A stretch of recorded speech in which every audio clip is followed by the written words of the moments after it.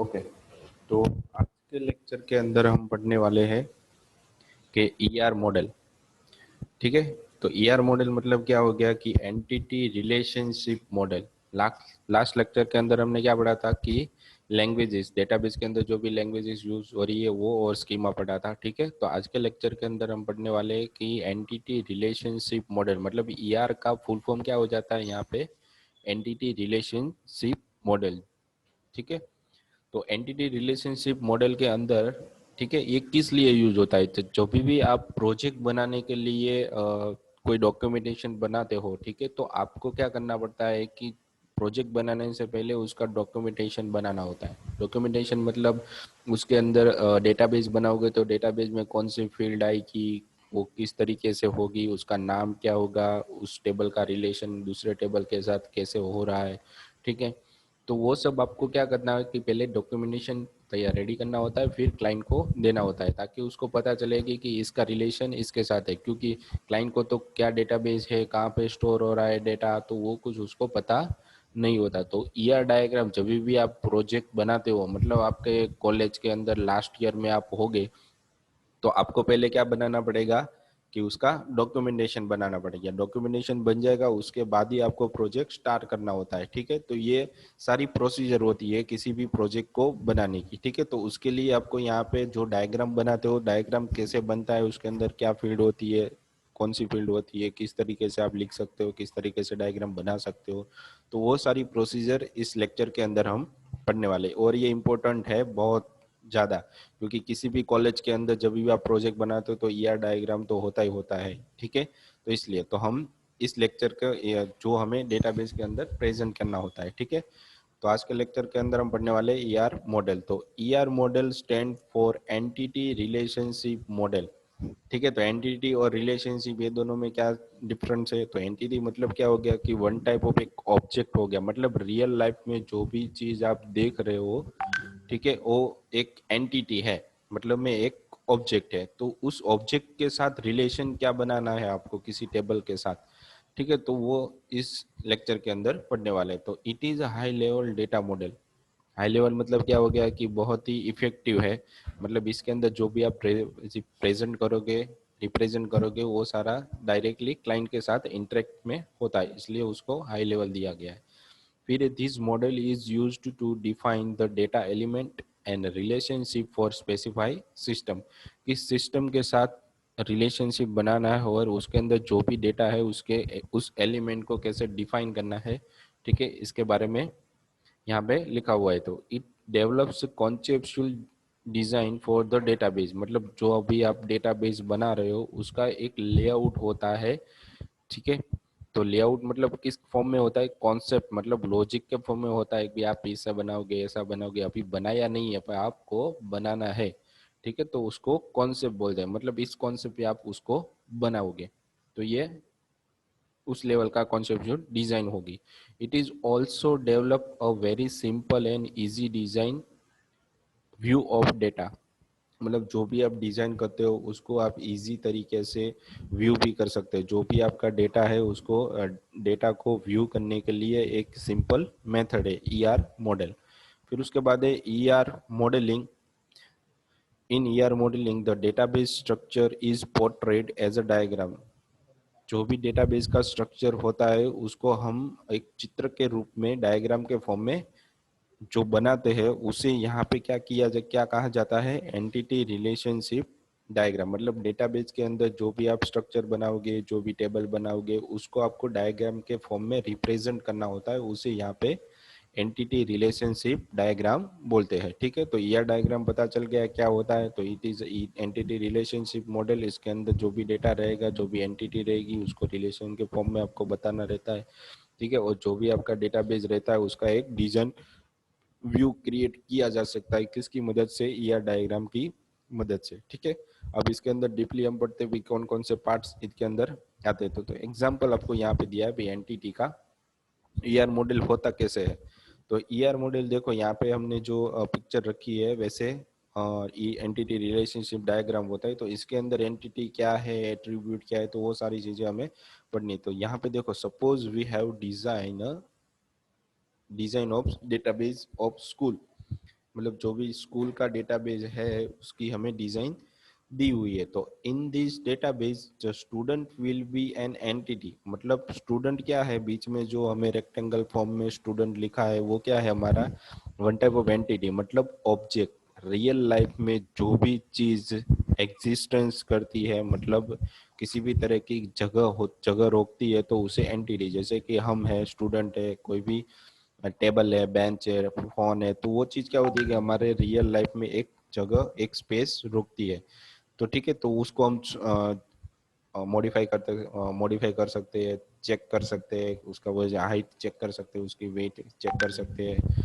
ठीक है, तो वो सारी चीजें क्या होगी, इसके अंदर एंटिटी होगी, मतलब एक ऑब्जेक्ट। रियल लाइफ में जो भी आप देख रहे हो वन टाइप ऑफ एक ऑब्जेक्ट होगा। और उसके बाजू में जो स्टूडेंट लिखा है, तो स्टूडेंट के अंदर कौन कौन से एट्रीब्यूट आते हैं, मतलब नेम है, एड्रेस है, एज है, आईडी है, वो सारा क्या हो गया, उसकी एट्रीब्यूट हो गया। जैसे कि हम कोई टेबल ले रहे, तो टेबल के कलर क्या है, तो टेबल हो गया, तो वो टेबल हमारी एंटिटी हो गया। वो टेबल के साइज क्या है, उसका कलर क्या है, ठीक है, उसका टाइप क्या है, तो वो क्या हो गया, वन टाइप ऑफ उसकी एट्रीब्यूट्स हो गई। ठीक है, तो address can be another entity with attribute like. तो यहाँ पे क्या लिखा है कि एड्रेस है, वो भी क्या होगी, हमारी वन टाइप ऑफ एंटिटी, मतलब जिस चीज को हम इंटरनली मॉडिफाई कर सकते हैं उसे एंटिटी बोल सकते हैं। जैसे कि यहाँ पे एड्रेस है, तो यहाँ पे एड्रेस क्या पे इक्लिप्स के अंदर राउंड ब्रैकेट में दिया हुआ है, तो उसके अंदर भी एड्रेस में सिटी आ जाती है, स्ट्रीट आ जाती है, पिन कोड आ जाता है।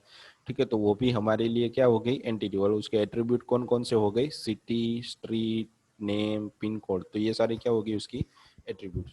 मतलब किसी भी चीज को इंटरनली आप डिफाइन कर सकते हो तो उसे एंटिटी बोला जा सकता है। ठीक है, और उसके जो स्ट्रक्चर, मतलब उसका जो नाम होता है, उसको हम इंटरनली फर्दर डिवाइन नहीं कर सकते। जैसे आईडी है, तो उसको मैं अब डिवाइड नहीं कर सकता, उसके आगे क्या है वो मुझे पता नहीं है, तो उसे एट्रीब्यूट बोलते हैं।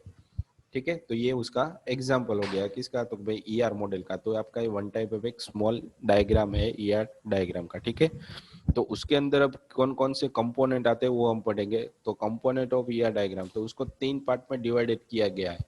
तो फर्स्ट पार्ट है यहाँ पे एंटिटी, ठीक है, दूसरा पार्ट है यहाँ पे एट्रीब्यूट्स, और थर्ड पार्ट है यहाँ पे रिलेशनशिप। ठीक है, तो एंटिटी के अंदर भी क्या आता है, एक और सब पार्ट है वीक एंटिटी, मतलब जिस चीज को आप बार बार बदल सकते हो, मतलब चेंज कर सकते हो, उसे वीक एंटिटी बोलते हैं। ठीक है, उसके अंदर कोई भी चीज फिक्स नहीं रहती। ठीक है, फिर है एट्रीब्यूट। एट्रीब्यूट के अंदर क्या रहता है कि भी की एट्रीब्यूट है, तो जिसकी मदद से हम उसको डिफाइन कर सकते हैं कि भी ये चीज है जो उसकी की है, मतलब एट्रीब्यूट के अंदर ये चीज एक की है जिसकी मदद से हम आगे नहीं जा सकते। फिर है कंपोजिट एट्रीब्यूट। कंपोजिट एट्रीब्यूट मतलब जो हम की बनाते हैं वो दो तीन फील्ड को एक साथ मिला के बनाते हैं। फिर मल्टी वैल्यू, मतलब जिसके अंदर हम बहुत सारी सेम तरीके की वैल्यू डाल सकते हैं। ठीक है, तो उसे मल्टी वैल्यू कहते हैं।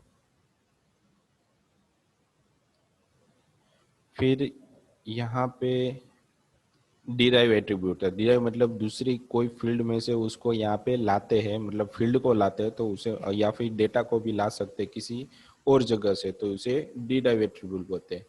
फिर रिलेशनशिप, जबकि रिलेशनशिप मतलब क्या हो गया कि एक मॉडल होता है, उस मॉडल का दूसरे मॉडल के साथ किस तरीके से कनेक्शन है, तो उसको यहाँ पे चार फर्दर पार्ट्स में डिवाइड किया गया है। तो रिलेशन को भी अंदर भी वन टू वन, मतलब एक टेबल का दूसरे टेबल के साथ एक ही रिलेशन है, तो उसे वन टू वन रिलेशन बोलते हैं।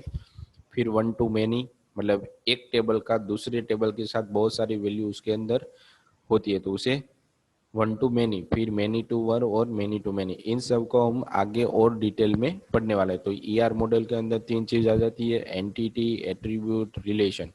और उसके अंदर भी फर्दर पार्ट्स डिवाइड होते हैं। एंटिटी के अंदर आ जाता है वीक एंटिटी, एट्रीब्यूट के अंदर चार तरीके की एट्रीब्यूट्स है, और रिलेशन के अंदर भी चार तरीके के रिलेशनशिप दिए हुए। ठीक है, तो हम पहले जाते हैं एंटिटी की तरफ, फर्स्ट पार्ट।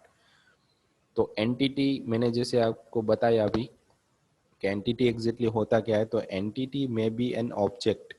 मैंने आपको अभी बोला कि एंटिटी जो होती है वो वन टाइप ऑफ एक ऑब्जेक्ट हो सकता है। ऑब्जेक्ट मतलब आप किसी भी चीज को ले सकते हैं, जैसे क्लास हो गया, पर्सन हो गया, कोई प्लेस हो गई, कोई वस्तु हो गई, तो सारी चीजें किसके अंदर आती है, एंटिटी के अंदर। ठीक है, मतलब जो भी रियल लाइफ में आपको दिखाई दे रहा है वन टाइप ऑफ क्या है, एक एंटिटी है। उसको क्या बोल सकते हैं, प्रोग्रामिंग की भाषा में ऑब्जेक्ट बोलते हैं, और हमारे डेटाबेस के मतलब डीबीएमएस की भाषा में उसे एंटिटी बोलते हैं। ठीक है, in case in the ER diagram the entity can be represent as a rectangle। Entity को जब भी हमें डीबीएमएस के अंदर ईआर डायग्राम में रिप्रेजेंट करना हो तो उसे रेक्टेंगल फॉर्म में लिखते हैं और ड्रॉ करते हैं और उसके अंदर उसको लिखा जाता है। ठीक है, तो यहाँ पे बहुत सारे एंटिटी रिलेशनशिप दिए हुए और उसका एक एग्जाम्पल भी दिया हुआ, जैसे कि कंसीडर एन ऑर्गेनाइजेशन। मतलब ऑर्गेनाइजेशन क्या है, वन टाइप ऑफ हमारा प्रोजेक्ट है, तो उसके अंदर कौन कौन सी चीजें आएगी, तो मैनेजर आ जाता है, प्रोडक्ट आ जाता है, एम्प्लॉय और डिपार्टमेंट। तो ये चार चीजें हो गई, तो चारे चार को क्या बोल सकते हैं हम, एंटिटी। क्योंकि मैनेजर है तो मैनेजर का अंदर मैनेजर का नाम, उसकी पोस्ट, उसकी सैलरी, ठीक है, वो किस जगह पर रहता है, उसका ईमेल आईडी, तो सारा कुछ आ गया। तो एंटिटी, मैनेजर एक एंटिटी हो गया और उसके जो मैंने अभी नाम लिए वो सारे उसके एट्रीब्यूट हो गए। तो सेम टू सेम प्रोडक्ट के अंदर भी होता है, प्रोडक्ट का नाम आ जाता है, प्रोडक्ट की प्राइस क्या है, ठीक है, उसकी वेट क्या है, वो किस फॉर्म में है, तो वो क्या होगी, प्रोडक्ट की attribute. Same to same employ और डिपार्टमेंट को भी आप फर्दर डिवाइड कर सकते हो। तो एम्प्लॉय और डिपार्टमेंट के बीच में कौन सा रिलेशन होता है ये यहाँ पे दिखाया हुआ है कि एम्प्लॉय है वो क्या करता है, डिपार्टमेंट के लिए वर्क कर रहा है, मतलब वर्क्स फॉर डिपार्टमेंट। तो जो बीच में आपको ये रिलेशनशिप दिखाई दे रही है उसको आपको बीच में डिफाइन करना पड़ता है। किस तरह, जैसे कि मैनेजर है तो वो क्या करता है कि एम्प्लॉय को हैंडल करता है, मतलब मैनेज करता है। तो इसी के लिए मैनेजर होगा, तो यहाँ पे एम्प्लॉय की जगह में मैनेजर लिख सकता हूँ, और क्या यहाँ पे क्या कर सकता हूँ, उसको मैनेज। यहाँ पे क्या लिख सकता हूँ, वर्क्स फॉर की जगह में मैनेज लिख सकता हूँ, और डिपार्टमेंट की जगह आ जाएगा एम्प्लॉय। वैसे ही मैं प्रोडक्ट को एम्प्लॉय से भी जोड़ सकता हूँ। कैसे, तो कभी एम्प्लॉय यहाँ पे है तो सही, पर वो क्या बना रहा है, मेक्स, बीच में क्या आ जाएगा, वर्क की जगह मेक क्या आ जाएगा, प्रोडक्ट बना रहा है ना वो, तो एम्प्लॉय मेक्स प्रोडक्ट। ठीक है, तो ये क्या होगी, वो भी इन दोनों के बीच में रिलेशनशिप हो गया। तो रिलेशनशिप ऐसे आपको डिफाइन करनी होती है। ठीक है, और उसके अंदर भी एक फर्दर डिवाइड था, वीक एंटिटी। तो इसका मतलब क्या हो गया यहाँ पे, an weak an entity that depend on another entity is called weak entity. मतलब एक एंटिटी है, जैसे कि यहाँ पे लोन आपको दिखाया, वो किस पे डिपेंडेंट है, इंस्टॉलमेंट। अगर इंस्टॉलमेंट ही नहीं होगा तो उसकी लोन होने वाली नहीं है। ठीक है, तो इंस्टॉलमेंट क्या हो गया, क्योंकि इंस्टॉलमेंट बार बार बदलता भी रहता है, कभी फिक्स नहीं रहता। ठीक है, तो उसको क्या बोल सकते हैं यहाँ पे, वीक एंटिटी। मतलब जो भी चीज बार बार बदलती रहती है उसके अंदर की वैल्यू, उसे यहाँ पे वीक एंटिटी बोलते हैं। The weak entity doesn't contain any की एट्रीब्यूट ऑफ इट्स ऑन। उसकी खुद की कोई एंट्री की नहीं होती, मतलब की एट्रीब्यूट उसका खुद का कुछ नहीं होता वीक एंटिटी का। The weak entity is represent by double rectangle. उसको कैसे रिप्रेजेंट किया जाता है कि डबल रेक्टेंगल से रिप्रेजेंट। तो आपको तीन चीज यहाँ पे पता चली, जो भी एंटिटी होगी उसे सिंगल रेक्टेंगल में बताया जाता है, उसके बीच में जो रिलेशन बनता है उसे स्क्वायर में लिखा जाता है, पर उसको क्रॉस करना पड़ता है। ठीक है, और जो वीक एंटिटी है उसे डबल रेक्टेंगल में लिखा जाता है। ठीक है, तो ये एंटिटी के बारे में हमने पढ़ा। भाई एंटिटी क्या है, उसके अंदर कौन कौन सी चीजें आती है, रिलेशन कैसे बनता है, वीक एंटिटी किसे बोलते हैं, ठीक है, और किसको कैसे रिप्रेजेंट किया जाता है बीच में रिलेशन बनाना हो तो। फिर आ जाता है उसके बाद एट्रीब्यूट। जैसे कि यहाँ पे एम्प्लॉय है तो उसके एट्रीब्यूट क्या क्या होगी, नेम हो गई, उसका ईमेल आईडी, उसका एड्रेस हो गया, उसकी सैलरी होगी, उसकी पोस्ट होगी, तो वो क्या होगी, उसके एट्रीब्यूट। तो उसके बारे में हम पढ़ेंगे इसके अंदर, attributes. The attribute is used to describe the property of entity. The attribute is used to describe the property of entity। मतलब एंटिटी किस तरीके से एक्सप्लेन की जाती है, उसको एक्सप्लेन करने के लिए उसके एट्रीब्यूट की जरूरत पड़ती है। तो एट्रीब्यूट के आधार पे आप उस एंटिटी को पहचान सकते हो, मतलब डिस्क्राइब कर सकते हो। तो एट्रीब्यूट को रिप्रेजेंट करने के लिए यहाँ पे आपको सिंबल कौन सा दिया है, eclipse. Eclipse is used to represent the attribute. मतलब पूरा सर्कल नहीं है, इक्लिप्स है। ठीक है, तो एग्जांपल के रूप में आपको यहाँ पे दिया, आईडी है, पे एज है, contact number, name. It also called attributes.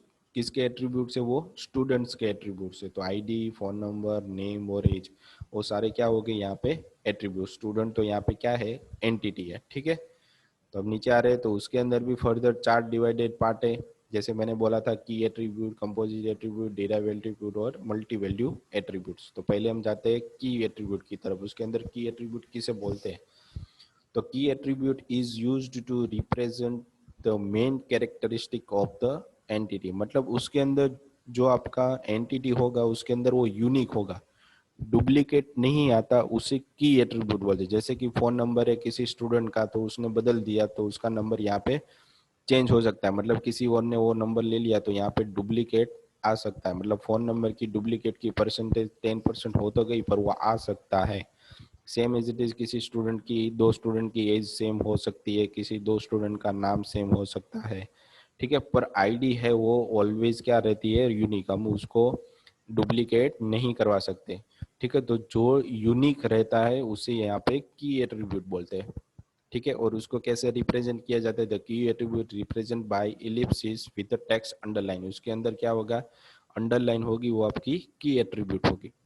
उसके बाद उसके बाद आता है कंपोजिट एट्रीब्यूट। मतलब जिसकी मदद से आप बहुत सारी वैल्यू आपके पास पड़ी है उन सबको मिला के आप कोई एक वैल्यू बना रहे हो, उसे कंपोजिट मतलब बोलते हैं। मतलब बहुत सारा मिलके जो एक बनता है उसे कंपोजिट बोलते हैं। तो इसको भी यहाँ पे एक्सप्लेन किया गया है, the attribute that composed of many other attributes. मतलब बहुत अलग अलग तरीके के एट्रीब्यूट से एक एट्रीब्यूट बनाया गया हो उसे कंपोजिट एट्रीब्यूट बोल सकते हैं।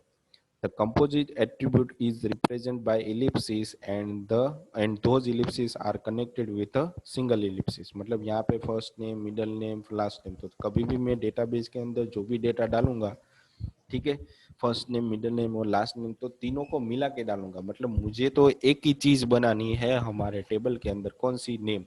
पर यूजर को जब भी दिखाई देगी क्लाइंट को, तो वो उसको तीन चीजें दिखाई देगी। हमारे डेटाबेस में तो एक ही जाएगी, तो उसे नेम को क्या बोल सकते हैं आप यहाँ पे? कंपोजिट एट्रीब्यूट बोल सकते हो। उसके बाद आ जाता है कि multi valued attribute. Multi value मतलब क्या हो गया कि जो चीज बार बार आती है उसे मल्टी वैल्यू बोल सकते हैं।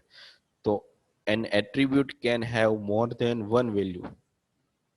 जो एट्रीब्यूट है उसकी वैल्यू एक से ज्यादा होगी तो उसे यहाँ पे मल्टी वैल्यू एट्रीब्यूट कहा जाता है। उसको कैसे रिप्रेजेंट किया जाता है? तो उसे double rounds, double oval is used to represent the multi value. मतलब डबल ओवल से मदद से हम उसे पहचान सकते हैं कि वो मल्टी वैल्यू है कि नहीं है, ठीक है। Student can have more than one number. मतलब स्टूडेंट के पास एक से ज्यादा फोन नंबर हो सकते हैं, तो उसे मल्टी वैल्यू यहाँ पे बोलते हैं। फिर उसके बाद आ जाता है डिराइव्ड एट्रीब्यूट।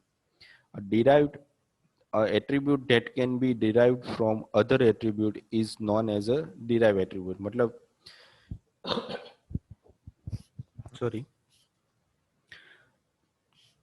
कोई एक एट्रीब्यूट हमारे पास है, ठीक है, उसको हम दूसरे एट्रीब्यूट के थ्रू यहाँ पे लाते हैं। मतलब उसके आधार पे कोई नई वैल्यू हम बनाते हैं तो उसको डिराइव्ड एट्रीब्यूट। मतलब वो जो हमारा ओरिजिनल एट्रीब्यूट है उसके आधार पे हम उसकी एज डिफाइन करें। मतलब बर्थ डेट उसने डाली तो हमें उसकी एज कितनी वो पता चल जाएगी, ठीक है। तो ये क्या हो गया? Derive attribute. मतलब बर्थ डेट के आधार पे हम उसकी एज है वो जज कर रहे हैं, ठीक है, पता चल रहा है हमें उसका। तो उसे बोलते हैं यहाँ पे डिराइव एट्रीब्यूट। और उसको रिप्रेजेंट कैसे किया जाता है? उसे सिंगल डॉट्स में, डैश लाइन में, डैश इलिप्स में प्रेजेंट किया जाता है। यहाँ पे उसका एग्जाम्पल भी दिया है, a person age changes over a time and can be derive from the another attribute, ठीक है। अनदर एट्रीब्यूट के आधार पे हमें उसकी एज है वो जज करनी है, ठीक है। तो ये थे सारे हमारे एट्रीब्यूट्स। एट्रीब्यूट चार तरह के होते हैं, ठीक है। उसके बाद आ जाते हैं हमारे पास रिलेशन। तो रिलेशन भी हमारे पास कितने तरीके के हैं?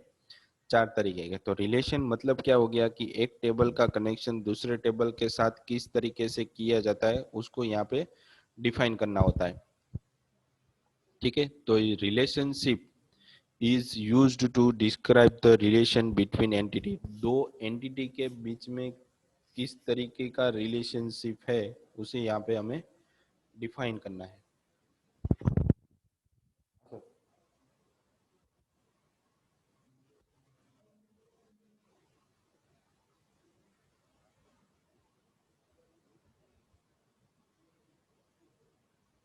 કંપનીનો વિડીયો.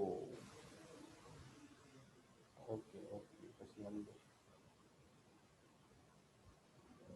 એ તો મૂકી દીધો ને. ને અંદર છે પોસ્ટ કરે ને ત્યાં એને સાઈડમાં છે ગેટ કરી નીચે બતાવે છે પોસ્ટ કેવી રીતે કરવી ને એનો બતાવ મૂકી તો દીધો છે. ગેટ હેલ્પ એવું હશે કે એમાં એ અલગ કેવું છે આપણે ઇન્ડેક્સમાં બતાવે.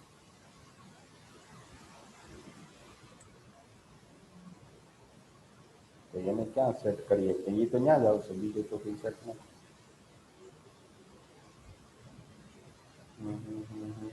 પોસ્ટ રાખીએ તો ગેટ હેલ્પની જગ્યાએ.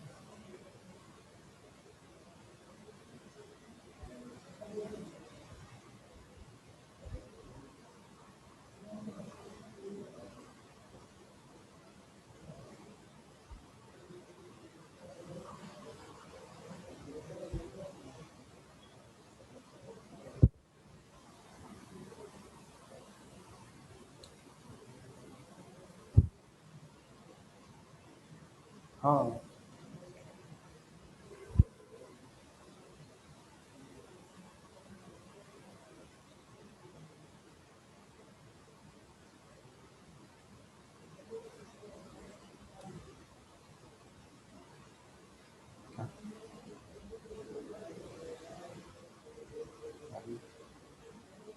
અંદર જોબ છે અને એને ચેન્જ કરવી છે.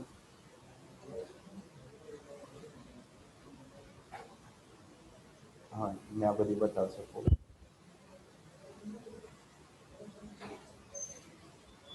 ઓકે હા, અંદરનો વિડીયો ખબર નહીં હોય એટલે એને પ્રોપર જગ્યાએ નહીં મૂક્યો હોય, લોગોની અંદર ફોલ્ડર આવે ને એમાં નહીં મૂક્યો હોય એટલે ત્યાં આપણી ઇમેજ આપણું કંઈક બીજું મુકાઈ જાય તો ખાલી કરી નાખીએ એવું થાય. અત્યારે લોગો નથી આવતો એટલે કંઈ નહીં, હું કરું છું.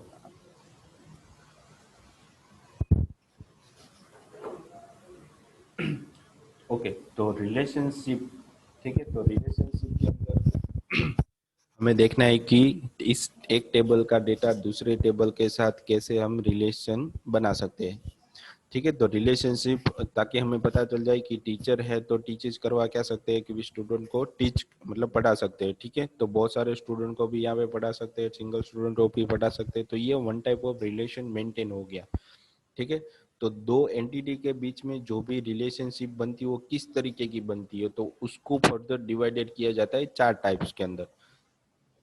तो रिलेशन बनाने के लिए हमें यहाँ पे डायबंड्स का यूज करना पड़ेगा। ठीक है, उस किस तरीके की उसके बीच में रिलेशनशिप है।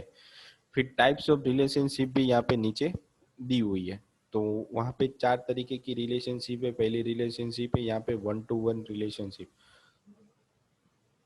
तो वन टू वन रिलेशनशिप मतलब व्हेन ओनली वन इंस्टेंट, मतलब कोई भी एक एंटिटी दूसरे एंटिटी के साथ एक ही तरीके से एसोसिएटेड मतलब रिलेशन में हो तो उसे यहाँ पे वन टू वन रिलेशनशिप किया कहा जाता है। और दूसरे एग्जांपल यहाँ पे आपको यहाँ पे भी दिया हुआ और एग्जांपल ये भी दिया हुआ है कि a female can marry to one male at a time, one male के साथ ही वो मैरिड हो सकती है। ठीक है, मेल कैन के and male can marry to one female. और दूसरा एग्जांपल यहाँ पर भी आपको दिया हुआ है कि कोई भी किसी भी तरीके की कोई फ्लाइट है, वो फ्लाइट एक सोर्स से चलेगी तो दूसरी जगह पे ही जाके रुकेगी, मतलब किसी एक प्लेस पे ही जाएगी, एक साथ दो प्लेस पे वो नहीं जा सकती। तो उसका क्या हो गया यहाँ पे, उसका भी वन टू वन रिलेशनशिप बन गया।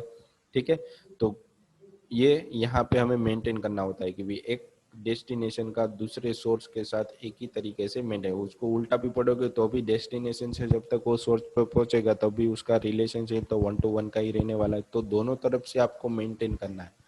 ठीक है, तभी आपकी वन टू वन रिलेशनशिप बनेगी। मतलब एक के साथ कोई एक व्यक्ति एसोसिएटेड या कोई थिंग या कोई ऑब्जेक्ट एक के साथ ही एसोसिएटेड हो तो उसे वन टू वन रिलेशनशिप बोलते हैं। ये आगे हम पढ़ेंगे कि जैसे हम टेबल होता है तो टेबल के अंदर दूसरे टेबल के साथ कैसे कनेक्टिविटी करवा सकते हैं, तो वो रिलेशन यहाँ पे मेंटेन होगा। आगे आगे जैसे आप प्रोजेक्ट बनाओगे तो प्रोजेक्ट के अंदर ये सारे कॉन्सेप्ट वहाँ पे यूज हो जाते हैं। ठीक है, तो नेक्स्ट में जाते हैं वन टू मैनी रिलेशनशिप।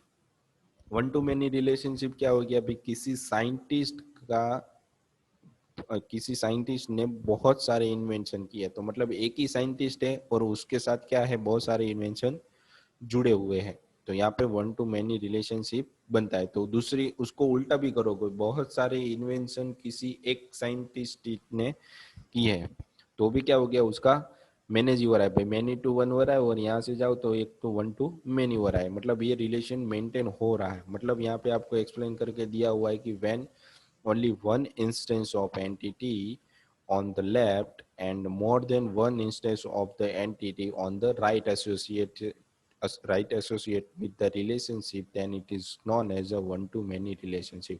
मतलब ये भी आपको प्रॉपर करके दिया हुआ है कि लेफ्ट साइड के अंदर एक ही रिलेशनशिप होना चाहिए और राइट साइड के अंदर मेनी, तो उसे वन टू मेनी रिलेशनशिप बोला जाता है। उसका एग्जांपल भी यहाँ पे दिया हुआ है कि scientist can invent many invention but invention is done by only one scientist, जैसे मैंने आपको बताया, ठीक है। तो वही चीज यहाँ पे एक्सप्लेन की हुई है, तो इसे बोलते हैं वन टू मेनी रिलेशनशिप। उसके बाद आ जाता है कि मैनी टू वन रिलेशनशिप। तो मैनी टू वन रिलेशनशिप मतलब क्या होगी कि बहुत सारे स्टूडेंट है वो किसी एक कोर्स के अंदर एडमिशन करवा रहे हैं, मतलब एनरोल हो रहे हैं। ताकि कॉलेज में जाते हैं तो कॉलेज के अंदर भी ऐसा ही होता है कि किसी बीसीए के अंदर किसी स्टूडेंट ने एडमिशन लिया है, तो बहुत सारे स्टूडेंट है, उसने किसी एक कोर्स के अंदर ही, तो सबको पढ़ाना सेम ही हो गया, ठीक है। तो वो क्या हो गया कि मैनी टू वन रिलेशनशिप होगी। और इसको भी यहाँ पे बहुत सारे स्टूडेंट ने किसी एक कोर्स में बहुत सारे स्टूडेंट ने एडमिशन लिया हुआ है, तो ये भी मेंटेन हो रहा है। तो यहाँ पे स्पेसिफिक आपको दिया हुआ है कि when more than one instance of entity on a lab and one instance of an entity on the right associated with the relationship, then it is called many to one relationship। यहाँ पे student enroll for only one course but course can have many students, मतलब course के पास बहुत सारे student हो सकते हैं, ठीक है। उसके बाद है हमारे पास मैनी टू मैनी रिलेशनशिप, मतलब एम्प्लॉय, बहुत सारे एम्प्लॉय ने बहुत सारे प्रोजेक्ट यहाँ पे कंप्लीट वर्क किया हुआ है, मतलब बहुत सारे, उल्टा भी इसका आप कर सकते हो, बहुत सारे project made by employ different, मतलब जो भी आप प्रोजेक्ट बना रहे हो किसी अकेले की मदद से तो बना नहीं होगा, बहुत सारे लोगों की उसके अंदर जरूरत पड़ी होगी, तो यहाँ पे मैनी टू मैनी रिलेशनशिप बन सकता है। तो इसको आप एक्सप्लेन यहाँ पे किया हो कि when more than one instance of entity on the left and more than one instance of the entity on the right associated with relationship, then it is known as a many to many relationship. फिर उसके example में employ can assign by many project, मतलब employ को, बहुत सारे employ को एक project के अंदर असाइन किया जाता है, या फिर बहुत सारे प्रोजेक्ट को किसी बहुत सारे एम्प्लॉय के अंदर असाइन किया जाता है, मतलब ये भी आपकी मैनी टू मैनी रिलेशनशिप यहाँ पे मेंटेन हो रही है, ठीक है। तो ये हमारा लास्ट था टॉपिक। तो आज के लेक्चर के अंदर हमने क्या पढ़ा, तो इसके अंदर हमने पढ़ा कि जैसे ये एंटिटी रिलेशनशिप डायग्राम कैसे बनाई जाती है, तो अभी हमने बनाया नहीं है, उसके अंदर जो जो चीज आ रही है उसके बारे में पढ़ा है। तो एंटिटी डायग्राम कैसे बनाते हो हम नेक्स्ट लेक्चर के अंदर पढ़ेंगे, ताकि आपको उसके बारे में और ज्यादा पता चले कि भाई ईआर डायग्राम बनाना हो तो कैसे बनाना, उसका स्मॉल फॉर्म क्या बोलते हैं उसको, स्मॉल फॉर्म ईआर डायग्राम या ईआर मॉडल भी आप बोल सकते हो, ठीक है। तो इस सब के बारे में हमने पढ़ा कैसे कैसे किसको रिप्रेजेंट किया जाता है, ठीक है। तो आज के लेक्चर के अंदर इतना ही था, इसको सही से पढ़ना, बहुत ही इंपॉर्टेंट टॉपिक है, आगे आपको जब प्रोजेक्ट बनाओगे तो इसकी ज़रूरत पड़ने वाली है, ठीक है। तो अच्छे से पढ़ लेना ताकि आपको उस टाइम पे कोई एरर या प्रॉब्लम ना हो, ठीक है। Thank you.